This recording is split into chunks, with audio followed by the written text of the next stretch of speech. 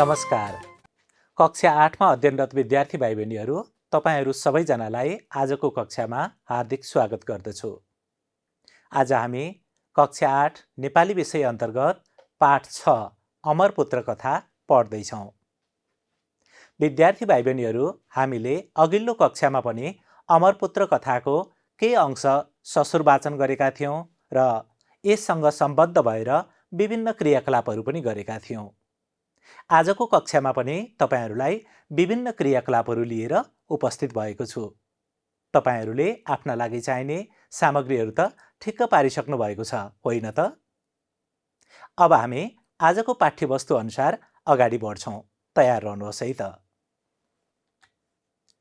मूल पाठ अमरपुत्र भीमनिधि तिवारी अनि चित्रका सन्दर्भमा पनि हामीले छलफल गरिसकेका छौँ। अब म तपाईहरूलाई आजको पाठ्यवस्तु अनुसार अगाडि बढाउँछु। म ससुर वाचन गरेर सुनाउँछु। तपाईहरूले पनि यसै गरी शुद्ध स्पष्ट आवाजका साथ ससुर वाचन अभ्यास गर्नुपर्ने हुन्छ। पहिला नमुना सुन्नुहोस् अनि अभ्यास गर्नुहोस्। जति सक्दो चाँडो सङ्गमरमरलाई साकार सुन्दर मूर्ति बनाउन कति दिन लाग्छ मलाई थाहा छैन। म के भनौँ, भक्तले घाँटीमा लट्केको तुलसीको मालाको एक एक दाना अनायास चलाउँदै भने, हुन्छ म बनाइदिन्छु। बैना छाड्नुहोस्। मूर्ति तयार भएपछि तपाईँलाई खुसी तुल्याएर दिएको लिने। तपाईँ ईश्वरको भक्तिसित के को मोलतोल। यति भनिसक्नासाथ भक्त 10 रुपियाँ गन्दै थिए। बिचैमा करुण स्वरले बाजुलालले भने, के गर्नु, मेरो छोरा खस्यो, म बौलाहा जस्तो भएको छु, होस ठेगानमा छैन। ज्या नाश भएछ। सहानुभूति दिएर ती भक्तले उठेर सोधे, म कहिले लिन आउँ त? 15 दिनपछि? सेतो सङ्गमरमरमा प्रातदेखि सन्ध्यासम्म बाजुलाल चलिरहन्थे कुटकुट कुटकुट। उनका वरिपरि अनेक आकार प्रकारका करिब 125 जति ज्यावल उनैलाई हेरेर सुतिरहेका हुन्थे। कहिले मलाई उचाल्लान् र म पनि भगवानको मूर्ति बनाउने काममा सरिक हुन पाउला भनेर। जुन बेला जुन ज्यावल आवश्यक पर्थ्यो उनी त्यही प्रयोग गर्थे। आश्चर्यको कुरा, उनलाई ती अमुक ज्यावलको नाम के हो भन्ने समेत थाहा थिएन। सङ्गमरमरको धुलो जस्तै सेतै फुलेका कपालदारी, नाकको टुप्पामा अडेको मामुली तारको फ्रेमवाल चस्मा, टालेका भोटा र सुरुवाल। विश्वविख्यात शिल्पकार बाजुलाल यिनै हुन् भन्ने कुरा कतिलाई थाहा होला। उनका कलाकृति युरोप अमेरिकाका सङ्ग्रहालयसम्म पुगेका थिए। कला पारखीहरू यो सुनेपछि आश्चर्यले औँला टोक्थे। आज पनि, भोलि पनि, पर्सि पनि त्यही श्रीकृष्णको मूर्तिको खस्रो खाकामाथि ज्यावलले कुटकुट कुटकुट। केही दिनपछि मूर्ति तयार भयो। अन्त्यमा उनले जब आँखा बनाए, मूर्ति हाँस्यो। मूर्तिसँगै उनको रोएको दिल पनि हाँस्यो। उनले त्यसलाई भावुक आँखाले धेरै बेरसम्म हेरिरहे। जति हेरे पनि उनका आँखा अघाएनन्, दिल अघाएन। उनले त्यस नवनिर्मित श्रीकृष्णको मूर्तिमा त्यस्तो के देखे? प्रातःकालको समय केही परेवाहरू छानामा झुल्के घाम तापिरहेका थिए। छिनछिनमा चोकको बीचमा उभिएको भोगटेको फूलको बास्ना हरहर आइरहेको थियो। बाजुलालको घर तडक भडक रहित उनको जीवन जस्तै सादा थियो। पुरानो कलात्मक एउटा खटियामाथि उही मूर्तिलाई राखेर उनी टुलु टुलु हेरिरहेका थिए, एक मन, एक बुद्धि, एक चित्तले। यतिकैमा तल्लो भर्याङबाट आवाज आयो, शिल्पकार कहाँ हुनुहुन्छ? बाजुलालले भक्तको स्वर चिने। मुखले चाहिँ माथि पाल्नुहोस् भने, हातले चाहिँ हत्तपत्त त्यस मूर्तिलाई सिरानमुनि लुकाए। भक्तले माथि आइपुग्न साथ शिल्पकारको अनुहार हेर्दै उत्सुकताले भरिएको बाणीमा सोधे, मूर्ति बनाइसकियो? बाजुलालको हृदयमा द्वन्द्व चल्यो। सकियो भनौँ, खोइ ल्याऊ भन्छन्, दिउँ कसरी दिउँ? सकिएको छैन भनौँ, झुटो कसरी बोलौँ? सोच विचार गरेर उनले भने, 15 दिनपछि आउनुहोस् भनेको 10 दिन पनि पुगेको छैन। तयार नभए पनि कति सकियो, हेरौँ न। उत्सुकतापूर्ण बाणीमा भक्तले सोधे, 15 दिनपछि आउनुहोस्। अहिलेसम्म थालेको पनि छैन। आँखाका दुवै पुतली फैलाएर उनले सोधे, 15 दिनपछि आउनुहोस्। बाजुलालले फेरि उही जवाफ दिए। आजको 6 दिनपछि त 15 दिन पनि पुग्छ। त्यो बेला म खाली हात फर्कन नपरोस्, भक्तले उठेर जाँदै गर्दा भने। विद्यार्थी भाइ बहिनीहरू, हामीले अमरपुत्र कथाको मध्यभागका केही अंशहरू ससुर पठन गर्यौं। यही तरिकाले भाव अनुसार अथवा भावलाई ख्याल गर्दै तपाईहरूले ससुर वाचनको ससुर पठनको अभ्यास गर्न सकिहाल्नुहुन्छ। पाठ पढ्नका लागि मैले तपाईहरूलाई गृह कार्य दिन्छु।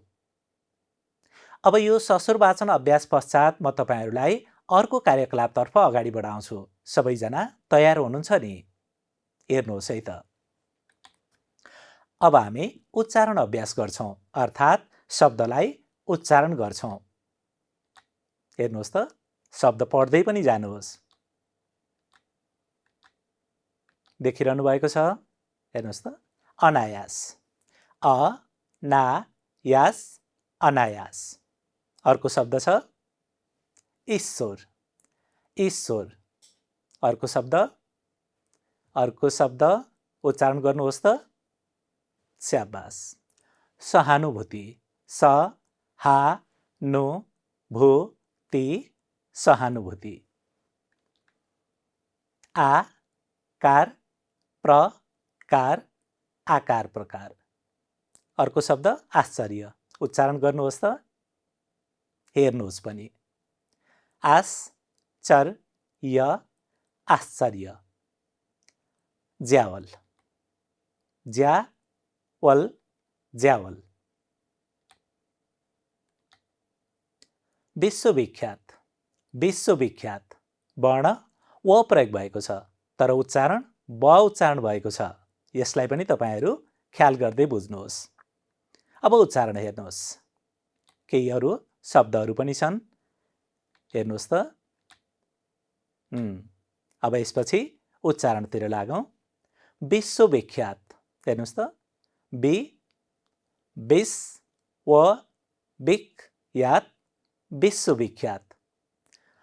व वर्ण लेखिन्छ, तर उच्चारणका रूपमा ब उच्चारण भएको छ।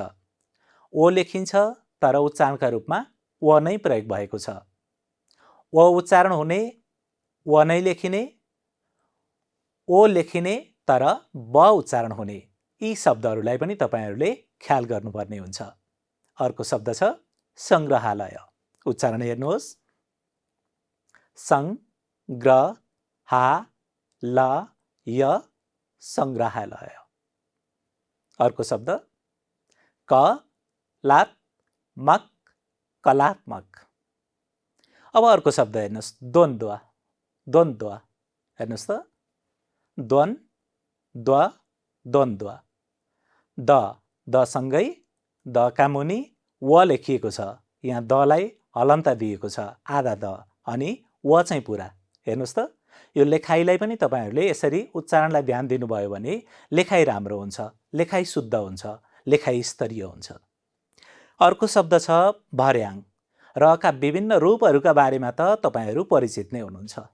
यो कस्तो र हो, र कति किसिमका छन्, अनि कुन कुन सन्दर्भमा प्रयोग गरिन्छ, हामीले र का बारेमा छलफल अघिल्ला पाठहरूमा पनि गरेका छौं। अब उच्चारण हेर्नुहोस्। भर्याङ, भर्याङ। आधा र आधा ङ उच्चारणका रूपमा, आधा र लेखाइकै रूपमा। यसलाई पनि तुलना गर्दै बुझ्नुहोस्। अब सोच विचार, सोच विचार, सोच विचार। उच्चारण गर्नुहोस् त।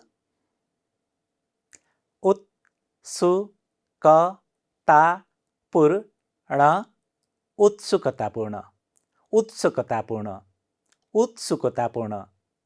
बुझिरहनु भएको छ? विद्यार्थी भाइ बहिनीहरू, शुद्धोच्चारणको यो अभ्यासपछि म तपाईहरूलाई शब्द भण्डार खण्डमा प्रवेश गराउँछु। अब हामी शब्द अनि तिनका अर्थ र वाक्य रचनामा केन्द्रित हुनेछौँ। हेर्नुहोस् है त। यी पाठमै दिएका शब्द हुन्, अनि अर्थ पनि पाठमै दिएका छन्। बैना बोलीचालीमा पनि प्रयोग हुन्छ।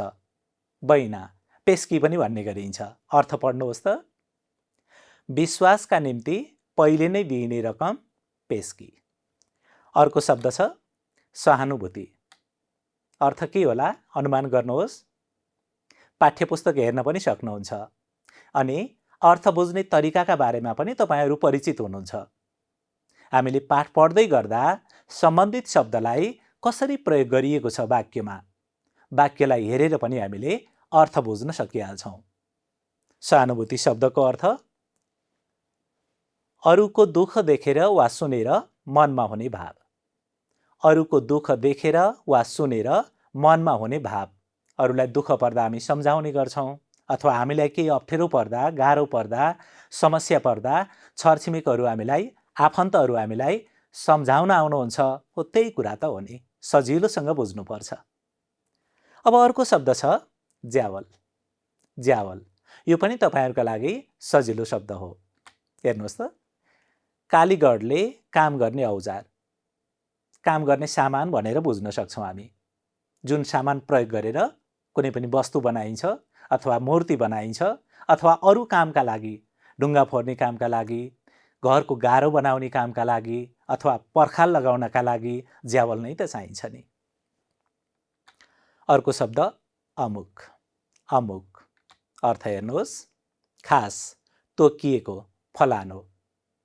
नबोल्ने भन्ने अर्थमा पनि प्रयोग गर्न सकिन्छ, तर पाठमा जुन सन्दर्भमा शब्दको अर्थ प्रयोग भएको छ अथवा त्यो शब्दलाई कुन अर्थमा प्रयोग गरिएको छ सोही अनुसार हामीले अर्थ बुझ्नुपर्छ।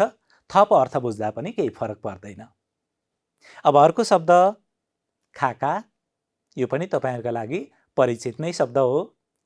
रेखाहरूबाट निर्मित आकृति। खाका भनेको रेखाहरूबाट निर्मित आकृति। खटिया। सानो खाटलाई खटिया भनिन्छ, होइन त? ल हेर्नुहोस् त, सानो खाट।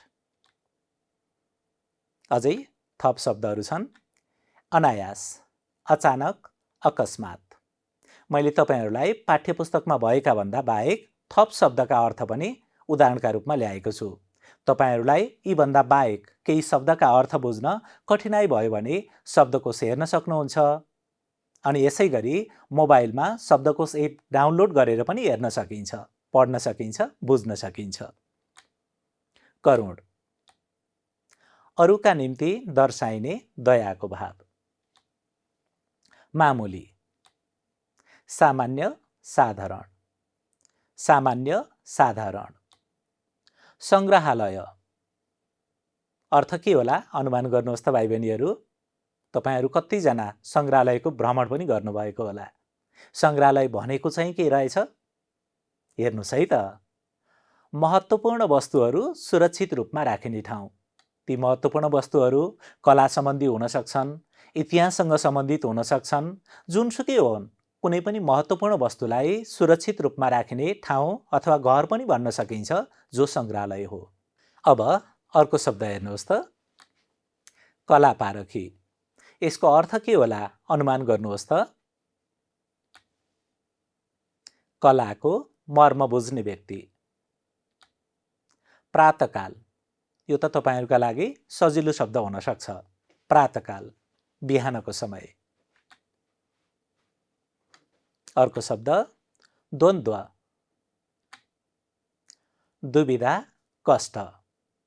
भाइ बहिनीहरू, द्वन्द्व शब्दको अर्थ झगडा पनि हुन्छ, तर हाम्रो पाठमा द्वन्द्वलाई दुविधा अथवा कष्टका रूपमा प्रयोग गरिएको छ। एउटै शब्दका कयौं अर्थ लाग्छन्। ती विभिन्न अर्थमध्ये कुन सन्दर्भमा प्रयोग भएको छ भन्ने कुरालाई पनि हामीले ख्याल गर्नुपर्छ, ठम्म्याउनुपर्छ। अब अर्को शब्द रहेको छ उत्सुकतापूर्वक। उत्सुकतापूर्वक। हेर्नुहोस् त, उत्सुकता सहित, असाध्यै हतारिएर, असाध्यै हतारिएर, अब के होला, अब कस्तो होला, कुतूहल भएर अथवा अब के होला भनेर चाख राख्दै हो। यी भए शब्द अनि तिनका अर्थ। हामीले भर्खरै शब्द र अर्थका सन्दर्भमा छलफल गर्यौं। कतिपय शब्द तपाईहरुका लागि नयाँ लागे, कतिपय शब्द तपाईहरु ती शब्दसँग परिचित नै हुनुहुन्थ्यो, तपाईहरुलाई नयाँ लागेनन्। हामीले शब्दको अर्थ बुझिसक्यौं। अब वाक्य रचनातर्फ ध्यान दिउँ। तयार हुनुहुन्छ नि? आवश्यकता अनुसार विषयवस्तु टिपोट गर्दै पनि जानुहोस् है त। बैना। हामीले शब्द र अर्थ त बुझ्यौं। पाठमा पनि बैना शब्द प्रयोग भएको हामीले राम्ररी ध्यानपूर्वक पढेर बुझ्यौँ। अब स्वतन्त्र रूपमा अथवा तपाईले आफ्नो रूपमा बैना शब्दलाई वाक्यमा प्रयोग गरेर देखाउनु पर्यो अथवा भन्नु पर्यो। पहिला भन्नुहोस् त। विद्यार्थी भाइ बहिनीहरू, तपाईले बनाएको वाक्य र मैले नमुनाका रूपमा देखाएको वाक्य बीच तुलना गर्नुहोस्। आमाले तरकारी पसलेलाई 2000 रुपियाँ बैना दिनुभएछ। आमाले तरकारी पसलेलाई 2000 रुपियाँ बैना दिनुभएछ, पेस्की दिनुभएछ। बुझिन्छ? पक्कै पनि। अब अर्को शब्द छ सहानुभूति। हामी अरूलाई अप्ठ्यारो पर्दा, अरूलाई आपद विपद पर्दा, अरूलाई समस्या पर्दा सहानुभूति राख्छौँ। अरूले पनि हामीलाई त्यस्तै व्यवहार गर्छन्। शब्द र तिनका अर्थ पनि बुझ्यौँ हामीले। अब वाक्य बनाउनुहोस्। हेर्नुहोस् त। सुमतिको खेत बाढीले बगाएपछि छिमेकीहरूले उनलाई सहानुभूति दिए। अब अर्को शब्द ज्यावल। फुर्बाले फर्निचर बनाउनका लागि बजारबाट नयाँ ज्यावल किनेर ल्याए। औजार। औजार भन्ने सन्दर्भमा प्रयोग भएको छ। विद्यार्थी भाइ बहिनीहरू, यी नमुना वाक्य मात्रै हुन्। तपाईहरूले वाक्यको यो ढाँचालाई बुझेर आफैले स्वतन्त्र वाक्य बनाउनु पर्ने हुन्छ, भन्नुपर्ने हुन्छ, लेख्नुपर्ने हुन्छ। यस सन्दर्भमा आफूलाई आवश्यक परेको विषयवस्तु टिप्पण पनि गर्नुहोस्। अनि वाक्य बनाउँदा कर्ता, कर्म, क्रिया यो ढाँचालाई त तपाईहरूले साना कक्षादेखि नै ध्यानपूर्वक अभ्यास गर्दै आउनुभएको छ, बुझ्दै आउनुभएको छ। मैले दोहोऱ्याइरहनु परेन। अब अर्को शब्द हेरौँ है त। कलाकृति। यो पनि तपाईहरुका लागि सजिलो शब्द हो। अब वाक्य बनाउनु पर्छ। बनाउनु भयो? ल हेर्नुहोस्। कमलाले मलाई आफूले बनाएका कलाकृति देखाइन्। कमलाले मलाई आफूले बनाएका कलाकृति देखाइन्। आफ्नो कला देखाइन्। कलाकृतिभित्र एउटै कुरा भन्ने छैन। चित्र पनि कलाकृति हो, मूर्ति पनि कलाकृति हो, यस्तै यस्तै। मामुली। अब वाक्य हेर्नुहोस्। गुरुआमाले भन्नुभयो, मामुली प्रस्तुति दिएर वक्तृत्व कला प्रतियोगितामा प्रथम हुन सकिँदैन। हामीले कसैको भनाइलाई पनि वाक्य रचनाका सन्दर्भमा प्रयोग गर्न सक्छौं। यो तपाईहरुका लागि केही नयाँ अभ्यास पनि हुन सक्छ। हेर्नुहोस् त, अर्थ स्पष्ट हुनु पर्यो, एउटै वाक्य हुनु पर्यो। कुरा यति मात्रै हो। कुरा पनि बुझ्दै जानुहोस्। गुरुआमाले भन्नुभयो, मामुली प्रस्तुति दिएर वक्तृत्व कला प्रतियोगितामा प्रथम हुन सकिँदैन। बुझ्नु भएको छ नि? अब अर्को शब्द हेरौँ। तडक भडक। वाक्य पनि हेरौँ। हामीले कहिल्यै पनि तडक भडकमा पैसा उडाउनु हुँदैन। हत्तपत्त। हत्तपत्त। कति सजिलो है? तै पनि वाक्य त हेरौँ। बुबाले काका बिरामी हुनुभएपछि उहाँलाई हत्तपत्त अस्पताल लैजानुभयो। अब अर्को शब्द सोच विचार। हामीले कुनै पनि नयाँ काम गर्दा सोच विचार गर्नुपर्छ। सोचेर मात्रै नयाँ काम गर्नुपर्छ। त्यसका फाइदा, बेफाइदा अनि आफ्नो अनुभव यी कुरालाई पनि हामीले ध्यान दिनुपर्छ भनेको त हो नि। विद्यार्थी भाइ बहिनीहरू, अब म तपाईहरुलाई केही गृह कार्य दिन्छु। यी शब्द टिप्पण गर्नुहोस् अनि गृह कार्यका रूपमा पूरा गर्नुहोस्। शब्द टिप्पण गर्दै जानुहोस् है त। मोलतोल, आकार प्रकार, आश्चर्य, विश्वविख्यात, सादा, उत्सुकता, उत्सुकता, वाणी, नवनिर्मित। यी शब्दलाई तपाईले अर्थ लेख्नु पर्यो अनि वाक्य रचना गर्नु पर्यो। आजको कक्षामा अहिलेसम्म हामीले के कुरा सिक्यौं? एकपटक सम्झनुहोस् त। हो, कथालाई ससुर पठन गर्यौं अथवा कथालाई पढ्ने अभ्यास गर्यौं।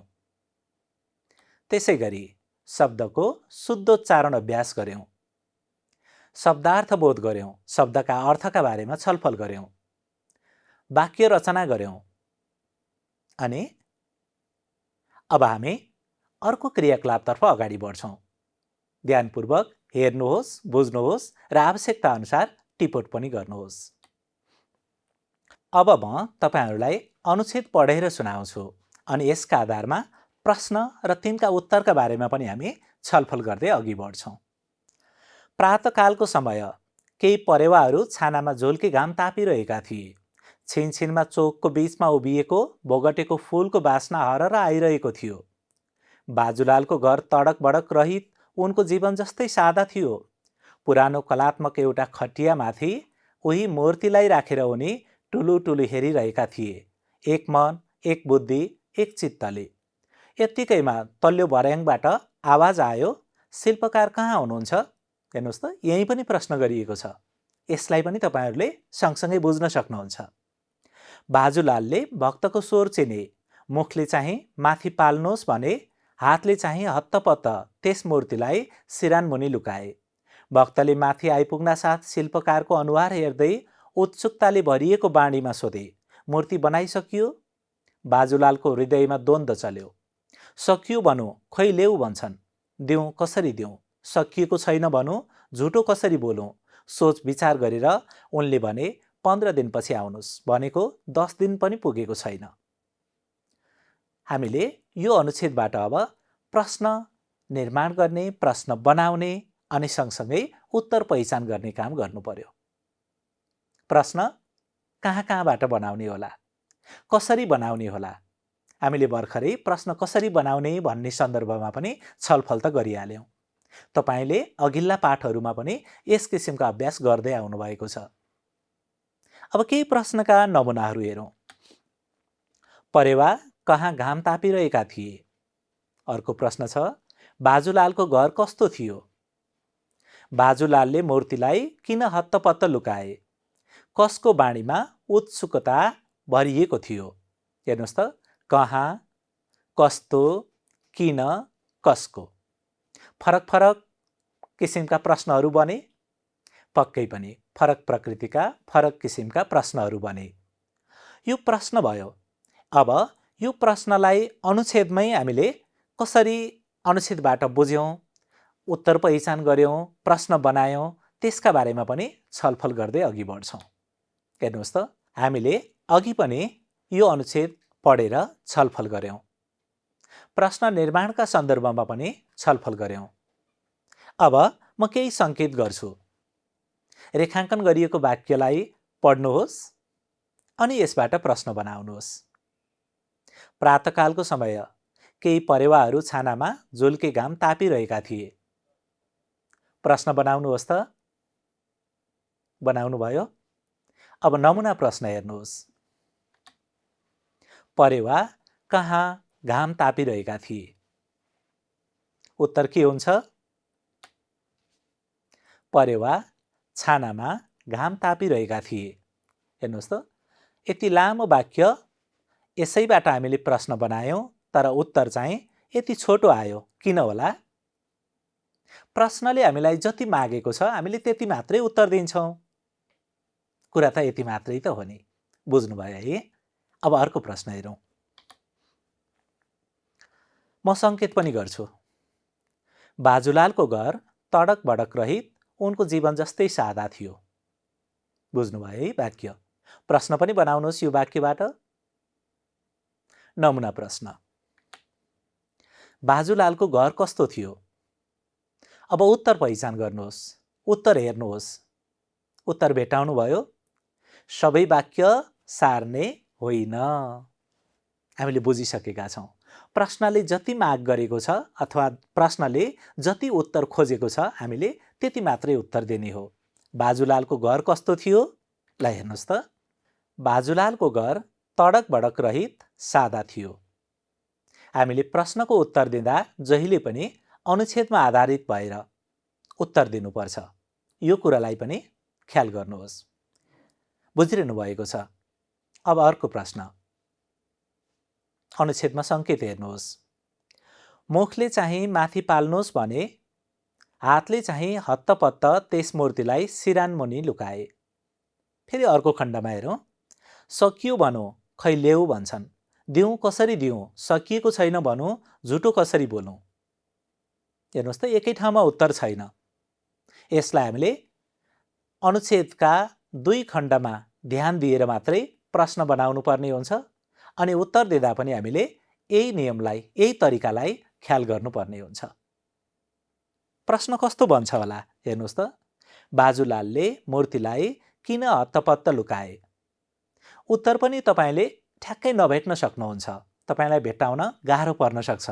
तर हामीले सन्दर्भ बुझ्दै, आशय बुझ्दै उत्तर ठम्याउनु पर्ने हुन्छ। उत्तर हेर्नुहोस् है त।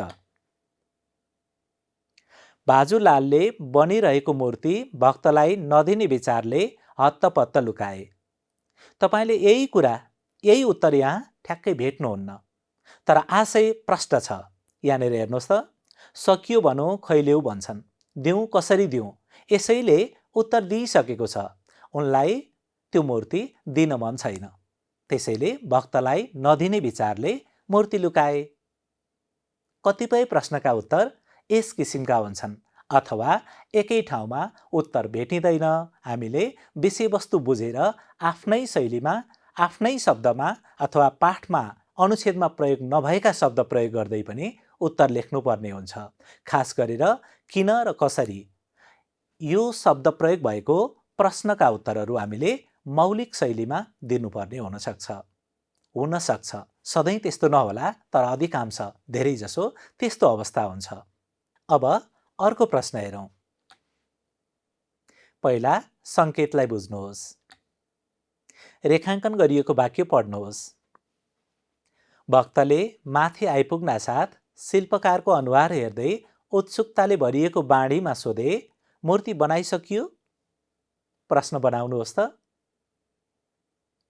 प्रश्न विभिन्न किसिमका बन्न सक्छन्। यो वाक्य त्यस्तै किसिमको छ, तर हामीले विविधतालाई, प्रश्नको किसिमलाई पनि ख्याल गर्नुपर्छ। कसको बाणीमा उत्सुकता भरिएको थियो? उत्तर के आउने भयो? उत्तरलाई पनि ख्याल गर्नुहोस्। भक्तको बाणीमा उत्सुकता भरिएको थियो। भक्तको बाणीमा उत्सुकता भरिएको थियो। बुझ्नुभयो? अब म तपाईहरूलाई गृह कार्य दिन्छु। दिएको अनुच्छेद पढी 4 वटा प्रश्न बनाउनुहोस्। यो तपाईको पाठ्यपुस्तकमै भएको अमरपुत्र कथाको अनुच्छेद हो। सेतो सङ्गमरमरमा प्रातदेखि, यहाँबाट सुरु भएको अनुच्छेद यहाँ पुरा हुन्छ। हेर्नुहोस् त, यो सुनेपछि आश्चर्यले औँला टोक्थे। यो अनुच्छेद पढेर 4 वटा प्रश्न बनाउनु पर्यो। सक्नुहुन्छ? अवश्य पनि। अब अर्को कार्यकलापतर्फ अगाडि बढौँ। विद्यार्थी भाइ बहिनीहरू, अब हामी आज पढिएको कथाका मुख्य बुँदाका सन्दर्भमा छलफल गर्छौँ। तपाईहरू सुन्दै जानुहोस्। बुँदा यही हुनुपर्छ जरुरत छैन, तर मुख्य विषयवस्तुका लागि बुँदाले हामीलाई सहयोग गर्नु पर्यो। पाठ्यवस्तु अर्थात् पाठ बुझ्नका लागि सहयोग गर्नु पर्यो। भक्तले बाजुलाललाई श्रीकृष्णको मूर्ति बनाउनका लागि 10 रुपियाँ बैना दिएका। अब अर्को बुँदा हेर्नुहोस्। बाजुलालले भक्तलाई 15 दिनपछि मूर्ति लिन आउन बताएका। बाजुलाल बिहानदेखि बेलुकीसम्म मूर्ति बनाउने काममा व्यस्त रहने गरेका। बाजुलालले निर्माण गरेका कलाकृति विदेशका सङ्ग्रहालयसम्म पुग्ने गरेका। बाजुलालले नवनिर्मित श्रीकृष्णको मूर्तिलाई भावुक आँखाले हेरेका। बुझिरहनु भएको छ? पक्कै पनि। 15 दिनको समय अगावै भक्त बाजुलाल कहाँ आइपुगेका। बाजुलालले नवनिर्मित मूर्तिलाई सिरानमुनि लुकाएका। 15 दिनपछि खाली हात फर्कन नपरोस् भनी भक्त हिँडेका। यो त भयो आज पढिएको कथाको अंशबाट कथाका मुख्य बुँदाहरू। अब गृह कार्य पनि टिपोट गर्नुहोस्। अमरपुत्र कथाको प्रारम्भ भागको मुख्य विषयवस्तुका बारेमा छलफल गर्नुहोस्। प्रारम्भ भागबाट अथवा कथाको सुरुको भागबाट मुख्य मुख्य बुँदा बनाउँदै अनि विषयवस्तुका बारेमा आफ्ना साथीसँग, घरमै दाइ दिदीसँग, भाइ बहिनीसँग पनि छलफल गर्न सकिहाल्नुहुन्छ। अब म तपाईहरूलाई अर्को क्रियाकलाप देखाउँछु। हामी अर्को क्रियाकलापमा छलफल गर्छौँ। हेर्नुहोस् त, हामी यो अनुच्छेदबाट, अनुच्छेद भन्दा पनि यो लघु कथा हो, छोटो कथा हो। यो कथा टिप्पणी शीर्षकमा रहेको छ र यसका कथाकार डम्बर रसिक भारती हुनुहुन्छ। यसबाट हामीले विचार निर्माण र अभिव्यक्ति गर्ने सिप सिक्नेछौँ। म पढेर सुनाउँछु अनि बाँकी छलफल पनि गरौँला। विनय कस्तो मान्छे हो? साथीहरू बीच प्रश्न फिजाएँ। पालै पालो उत्तर आउन थाल्यो। म चुपचाप उनीहरूको अनुहार निहाल्दै उत्तर सुन्न थालेँ। सोचेँ पनि, हाम्रो सन्तुष्टिको विषय पनि यही न हो, आफ्नो मानो खाने अनि अरूको कुरा गर्ने हो। अरूका कुरा गर्न पाउँदा हामी खुब खुसी हुन्छौँ। रन्जित: मान्छे अलि लोभी छ, तैपनि साथीभाइको सम्मान गर्छ। विनोद: विनय घुसघुसी छ, उसका कुरा पटक्कै खोल्दैन, अरूका कुरा लिन भने खप्पिस छ। ऊ साह्रै गरिब केटो हो, 2 छाक खान पनि नपुग्ने परिवारमा उसको जन्म भएको थियो। उसलाई सकेको मद्दत गर्नुपर्छ, रोशनले गम्भीर भएर बोल्यो। मलाई चाहिँ विनय साँच्चै विनयी लाग्छ। साथीका लागि आवश्यक पर्दा ज्यान दिन पनि तत्पर हुन्छ। व्यक्तिगत स्वार्थले अभिप्रेरित भएर कुनै काम गर्दैन। सरोजले आफ्नो विचार राख्यो। साथीहरू अझै उत्साहित भएर विनयको विशेषताको बखान गर्न थाले। मलाई योभन्दा अघि बढ्नु थिएन, किनकि विनय त मैले राम्रोसँग चिनेको व्यक्ति हो नि। बरु मलाई त रन्जित, विनोद, रोशन, सरोज लगायतलाई पो चिन्नु थियो त। कथा त सकियो। कथा राम्रो र रमाइलो छ। टिप्पणी शीर्षक हेर्नुहोस् त, एउटै व्यक्तिलाई फरक फरक व्यक्तिले कसरी बुझिरहेका हुँदा रहेछन्। उनीहरूका तर्क अथवा उनीहरूका विचार हेर्नुहोस् त कति फरक छन्। तर मान्छेको अवस्था कस्तो थियो, विनयको अवस्था कस्तो थियो, त्यो अवस्थालाई भित्रैदेखि अथवा गहिरिएर बुझ्ने मान्छे थोरै रहेछन्। जसलाई जे मन लाग्यो त्यसै गरी भनिदिनु उपयुक्त नहुँदो रहेछ। अनि समस्यामा परेको मान्छे, अप्ठ्यारोमा परेको मान्छे सबैलाई सहयोग गर्दै हिँड्न पनि सक्दैन। आफ्ना मनका कुरा निर्धक्कसँग खोल्न पनि सक्दैन। त्यसैले अरूका बारेमा कुरा नै गर्नु उपयुक्त हुँदैन। बरु सकेको मद्दत गर्ने, सहयोग गर्ने, तर अरूको कुरा काट्नु राम्रो होइन। हामीले यो लघुकथाबाट यस्तै किसिमको विचार निर्माण गर्न सक्छौँ। बुझिरहनु भएको छ नि?